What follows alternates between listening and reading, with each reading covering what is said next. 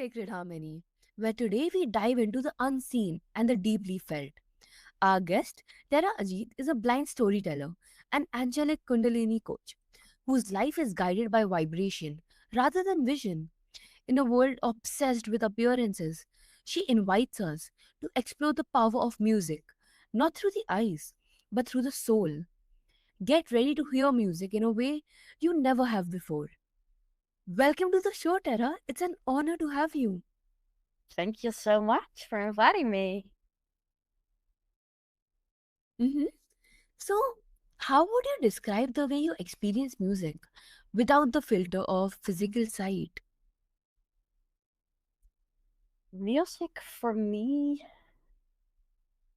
is pure feeling. It's hearing, expressing myself by listening, singing, dancing, even playing instruments. Music is vibration and a big part of my life so far. That's amazing. And does this deepen your emotional or energetic connection to sound in a way that sighted people might overlook? Good question. Maybe in some ways it does, because in difficult situations or even in daily life, in some moments when I feel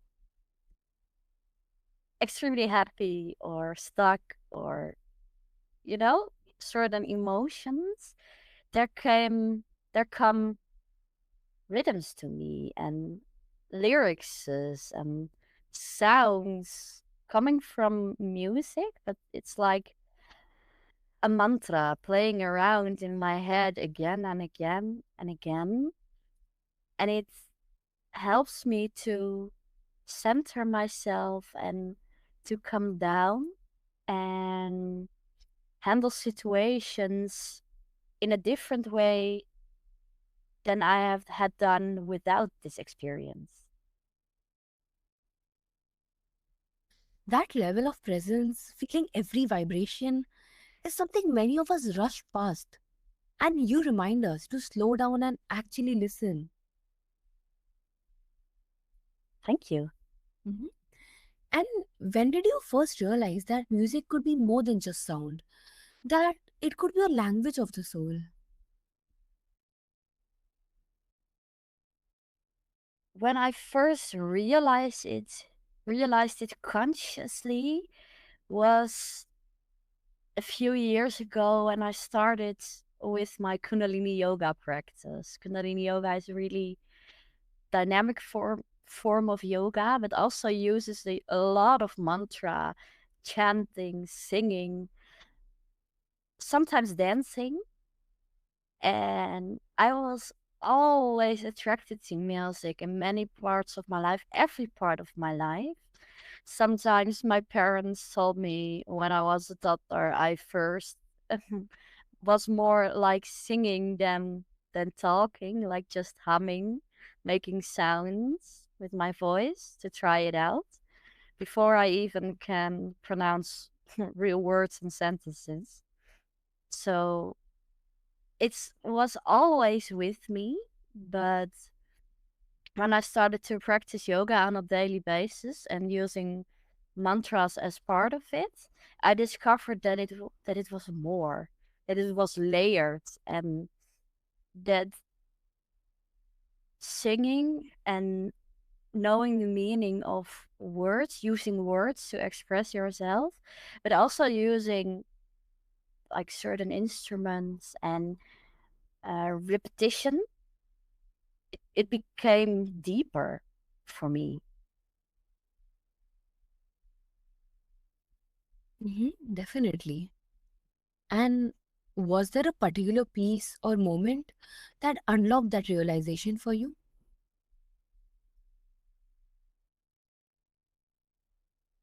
Mm, not a particular piece that I reminded, because my music, the attraction to music changed like what on the vibration of my soul. Like, do I need miracles? The things that will come up will be related to that. Do I feel emotional or perhaps grief? There will be other things that were more in the comforting subject. Like, when you use different types of music for emotions or healing, it's it can be different every time. It can be different every day. Yeah, and it's beautiful how music becomes memory, emotion, and healing all in one breath. Yes. Hmm? And how does your musical experience shape your intuition and spiritual connection as a Kundalini coach? It's really a connection for myself to open, opening my heart for the vibration, and sometimes uplifting myself at first, because when I am uplifted and grounded, centered in myself, I can serve others better than doing it without. So when I discovered that I'm really restless or nervous, what I do is putting my headphones on and listening to music. And if I feel called, so sing or dance or chant with it. And it shaped my Kundalini practice because I started to combine it with this music by not only doing yoga exercises in silence, which is part of practice sometimes, but by combining it with certain types of music, it starts to feel deeper for me. And some exercises are more doable than without music because your brain, your mind has something to focus on. And if my mind has something to focus on, it stops yapping, it stops thinking, it stops giving me memories.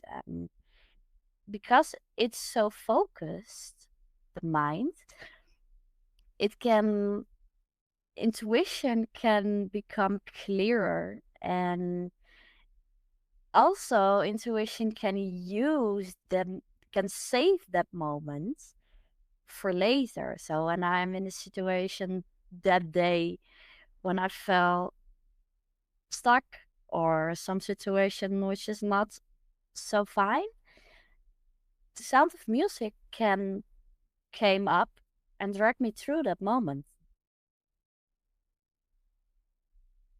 That's beautiful. And do you feel that certain frequencies help open up different dimensions within you or your clients?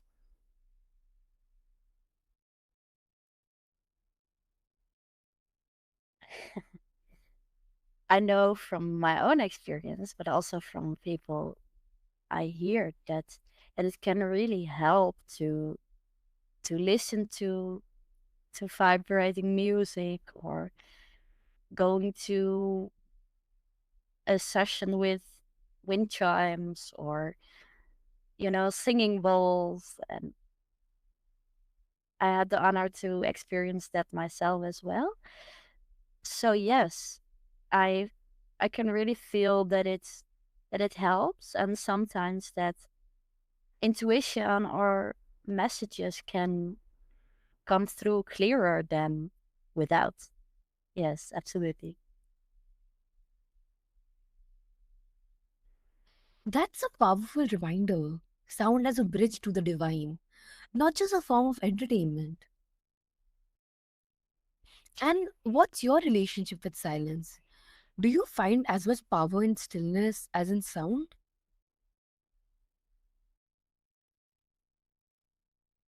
Sometimes it's my first experiences with exercises where you need to be silent, and need to be is a strange word to use in this context, but I will explain. Um, it's strange to the mind to force it to be quiet or be in silence. And I felt really the pressure of, I need to be silent. I need to be silent in my head. But later, I discovered that that's not the way to go, because that's what minds do. Minds, and especially my mind works mostly with words or sentences or phrases, conversations, repeating all of this. Maybe it's relatable. Um, but in the moments where I take consciously a silence moment, my mind, it's felt like that my mind was only processing harder and harder and harder. And when I discovered that that is not wrong, because that is what minds do, I can let it.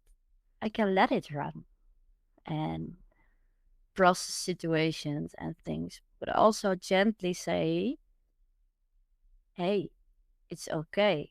I see you, I hear you, but I don't need you. I don't need these thoughts right now, because I'm here to ground myself, to sit in silence, to even maybe sometimes try to meditate or to process certain things. But in the beginning, yes, it was really hard, and even today it can be challenging sometimes. Yes, that's true. Also for me. Mm-hmm. Right. And can silence also be musical or spiritually charged for you? It's funny that you asked that question, because I describe silence always as the sound of silence. And then that's not a link to the certain song, but I use that word for it, because in silence there can be also a message. Yes, when I've controlled the mind to let it run and to say, hey, I see you, I hear you, that sometimes is enough to concentrate on other parts of the body and let intuition come through. Yes. And so often we fear silence, but maybe that's where the soul finally speaks. Yes. I guess I feel that's indeed true. And every silence is different for everybody. What I described could not be related to you or to your experience, but it's my in my experience, silence is really in the physical world, in this moment where we sitting now. There can be silence, but is it really silence, or is it just only the sounds of your surrounding, like the wind, the rain, the weather, or cars in the back, playing child? Is that your way of silence? And then that's great. Mm-hmm. 100%. And what message would you give to someone who's afraid to express themselves musically or spiritually because they don't feel qualified?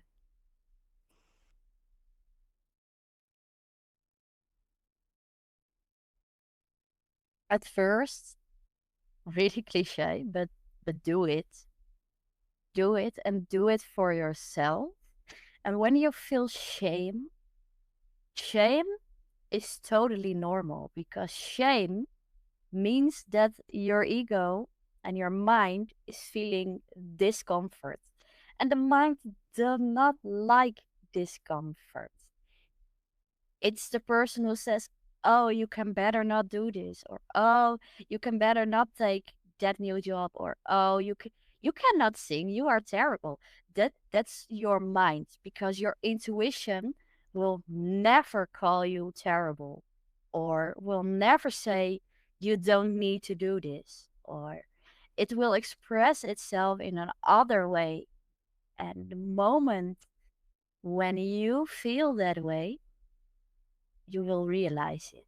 But through come to that point is by doing it. And when you feel ashamed of singing, a really fun experience, when you walking on your street or in your apartment complex and you hear someone having loud music and singing and having the time of their life, what do you think? What is your thought? Is it, oh, so nice to hear that that person has the time of their life? Reverse that. The person in that room with the loud music is you. And there's a total stranger smiling at your door because that person knows you're having the time of your life. So do it. So do it for yourself. I love that. Mhm. Well, And how can we learn to trust our inner sound before we seek validation from the outer world?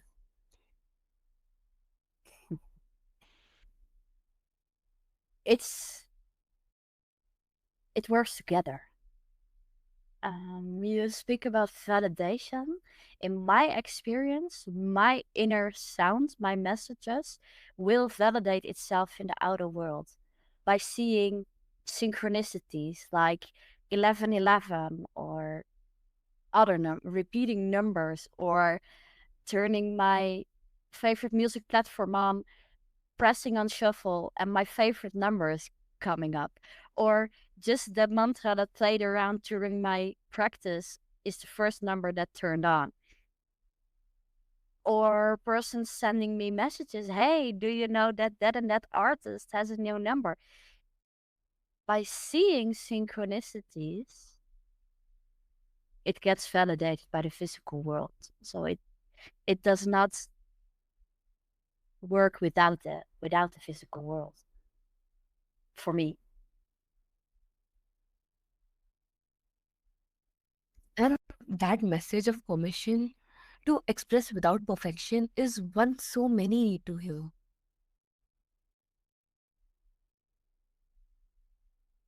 So Tera Ajit shows us that when one sense dims, other awakens. And what blooms in that darkness can be profound light. For music isn't just heard, it's felt, known, and embodied. May we all learn to listen without labels, express without fear, and feel that world beyond what the eyes can see.